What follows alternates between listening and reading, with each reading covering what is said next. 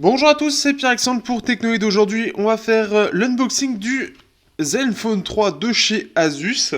Donc tout frais, tout beau. Donc avec une clé USB, donc là c'est ce qui a été donné avec, puisque j'étais à la petite soirée, la vidéo devrait suivre, la petite vidéo qui donne un compte rendu de la soirée. On a droit à un beau dossier de presse sur tous les appareils.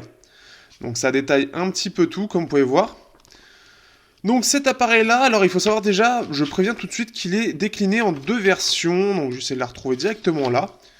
Donc là, Deluxe, on s'en fout, voilà. Alors il faut savoir qu'on a donc ils sont disponibles début octobre, alors à 380 € pour la version 5.2 pouces qui s'appelle ZE 520KL, et il y a aussi la version 5.5 qui est la ZE 552KL, qui est lui vendue à 400 €. Donc au niveau des spécifications, donc de toute façon vous pouvez voir un petit peu partout. On va voir déjà la boîte, que je n'ai d'ailleurs même pas enlevé la cellophane. Hop, on va enlever ça. Donc là vous voyez c'est vraiment du vrai bon déballage des familles. Alors, donc nous avons droit à, ici donc il y a une version 520KL en blanc. Donc 4G, il faut savoir que donc on a droit à un Snapdragon 625, 4 Go de RAM, 64 Go de ROM, Android WW, donc Worldwide, 8.16, donc ça c'est pour les appareils photo, et on a droit à donc un petit headset. Alors on peut voir donc voilà 5.2, après on n'a pas grand chose, hein, les trucs classiques. Alors, au niveau de la boîte, on a quelque chose qui est tout doré, enfin pas doré mais métallisé, avec tout plein de grains métallisés, c'est en gris. C'est très très sobre, on voit à peine le Asus, c'est vraiment Zenfone 3 qui est mis en avant ici, mais sinon c'est très sobre, on a quasiment rien, c'est assez étonnant, ça tranche largement avec ce qu'on avait avec le Zenfone 2 et le Zenfone Selfie que j'avais pu tester. Là on est sur quelque chose de beaucoup plus sobre. Alors si on ouvre la boîte, en fait, d'accord, c'est comme ça. Et ensuite, nous avons l'appareil. Alors ça, c'est plutôt bien en blanc, puisque ça va me servir pour le test, ça va être plus pratique pour tout montrer. Donc en blanc, ici protégé.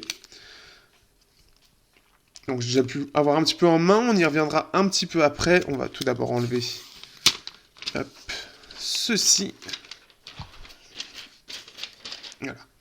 Donc voici l'appareil, on va l'allumer en même temps. Donc là, il a plutôt une belle gueule, on a même droit à de l'USB type C. On y reviendra un petit peu après, donc version donc, doré et blanc. Donc c'est assez sympa. Ensuite, nous avons dans la boîte, alors ici nous avons... Hop. Ouh là, la petite... Ah, elle est toute petite. Elle est toute petite. Toute petite clé Asus. Hop. Ensuite, donc j'ai même pas regardé ce qu'il y avait dedans. Alors, qu'est-ce qu'il y a? Donc là, le formulaire de garantie, d'accord, avec quelques petits exemplaires pour l'IMEI. Un chargeur rapide, si je dis pas de bêtises. Il n'y a rien. Ah si. Alors, est-ce qu'ils disent chargeur rapide ou pas?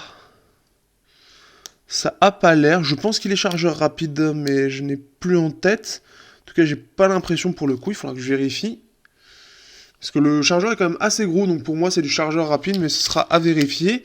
On a droit à des intras Asus qui ressemblent énormément aux pistons comme d'habitude. Enfin, comme l'année dernière avec les autres. Donc pour ceux qui se demandent... Alors, si j'arrive à les enlever, bien évidemment, hop. En gros, quand je dis que ça ressemble à des pistons, c'est que ça ressemble vraiment à des pistons.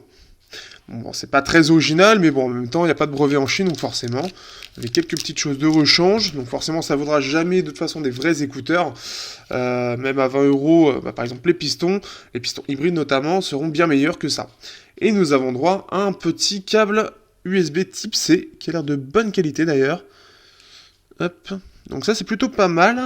Alors après, est-ce qu'on a d'autres choses? Non, ça a l'air d'être ensuite assez vide. En tout cas, c'est déjà mieux présenté que les anciens Zenfone où extérieurement c'est plus coloré. Là, c'est vraiment extrêmement sobre. Par contre, l'intérieur de l'appareil est beaucoup mieux rangé. Donc ça, c'est quand même assez agréable. Ce qui fait qu'on devrait beaucoup mieux profiter du déballage que les anciens. Ensuite, le Zenfone 3, donc malheureusement rien pour le protéger, bon, comme beaucoup de téléphones de toute façon, mais c'est vrai qu'un petit film de protection, c'est toujours ça. Donc un téléphone qui rappellera un tout petit peu le Galaxy S6, mais vraiment un tout petit peu.